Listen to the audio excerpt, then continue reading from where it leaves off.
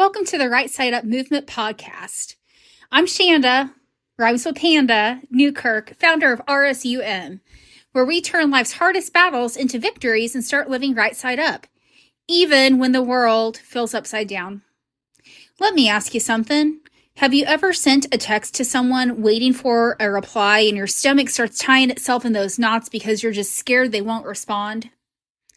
Or maybe you've waited by the phone hoping someone would show up or call, only to feel invisible when they didn't. That feeling, that gut level fear, that's abandonment. And if you felt it, you are so not alone. Today, we're going to get into it. Abandonment. And I say that with a big My fear of being left has shaped more of my story than I ever wanted to admit. But this is the start of my healing journey, and the only way to heal is to drag this thing out into the light and deal with it head on. So grab your coffee, come join me, because in true right side up fashion, we're going to be raw, we're going to be real, we're going there. My first experience with abandonment came from my biological father. I haven't seen him since I was about 6 years old. The last memory I have is Christmas. He gave me a little toy pony, some Barbie toothpaste that tasted like bubblegum, and a stuffed animal moose hat. By stuffed animal, I mean like there is an actual stuffed animal on the bill. And then poof, the man was gone. He told me he'd see me at my birthday, and he wasn't there. He no-showed, and he disappeared altogether. The thing is, he knew I existed. He knew where to find me, and he just didn't stay. That kind of absence leaves a mark. Even at 6 years old, I got the message loud and clear. People who are supposed to love you, they can still leave you. Then there was my stepdad, who was really my dad for most of my childhood. He was in my life from about age 14 to 15. He gave me his last name. He was steady. He showed me the love that I wanted from a dad. He was there. But right before my freshman year of high school, my parents headed into a very messy, very public divorce in my small hometown. The hate was on both sides. The accusations flew. And in one of those chaotic moments, I was cut out of his life. He still came to my games, but I wasn't allowed to go see him, and slowly the relationship faded away, and that crushed me silently. And here's how I coped back then. I turned into Miss Perfect Performance. Straight A's? Check. Captain of the team? Check. Winning the award, climbing the ladder, getting the promotion? Check, check, and check. If there were more boxes, more accolades I could have checked off, I would have went for them. Because somewhere deep inside, I believed love was conditional. If I was perfect, maybe people would stay. And perfectionism, I'm going to laugh now out of self-deprecation, that it'll get you every time. I thought if I was impressive enough, achieved enough, sparkled enough, was confident enough, outgoing enough, maybe I would be the one that was chosen. And that's one of the biggest chains I'm breaking through in my healing journey. Healing from abandonment teaches you how to fully accept love and yourself, and loving yourself, not just when you've earned it, but when you are simply you. And most importantly, it teaches you how to love thyself without needing a scoreboard or a gold star to prove you are worthy. And I know that I'm laughing now, but it is so real. I didn't know that love could exist outside of what I did, outside of that performance. I thought love had to be earned and not just received. And that belief, unfortunately, followed me for years. By 8th grade, my world, it was in chaos. I still remember that beautiful day when my mom showed up in the middle of the school hour in just a total meltdown, ranting words my teenage heart could not even process. And I'm this teenager thinking, what do I even do with this? And I thought, I need out. I've got to escape. And that's how I ended up at Covenant Baptist Church. Let's be real. I didn't go there for God. No, I went there for a boy. Hey, shout out to Ryan Stokes, my 8th grade boyfriend who dumped me. Thanks for breaking my heart and accidentally leading me to Jesus. But God works like that, doesn't he? It was at a Ken Freeman revival called Disciple Now that I accepted Jesus into my heart.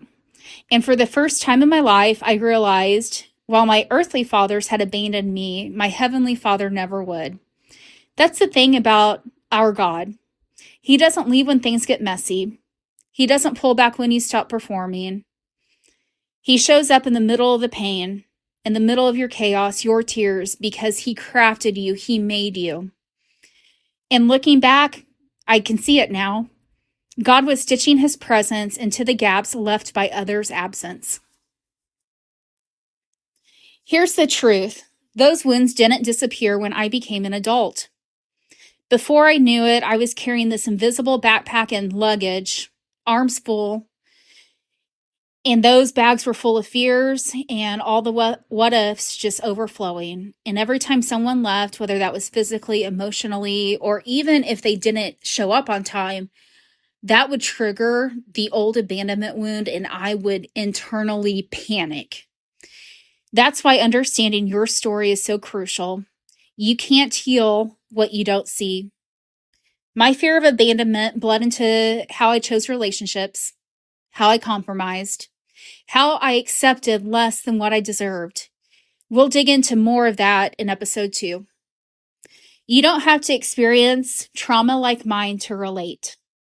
We all have moments where we feel unseen, unchosen, or left behind. In those moments, they can be our powerful teachers if we choose to learn from them. But what I want you to hear right now is this. Your story of abandonment does not have to define your future. It's not the end. Use it as a catalyst. Use it as the beginning of your healing journey. So let's take a pause and name the process. That's the right side up movement way. Step 1, it's awareness. I want you to name the wound. I want you to be bold, be honest about it. Don't dance around it. If you've been abandoned, say, I've been abandoned.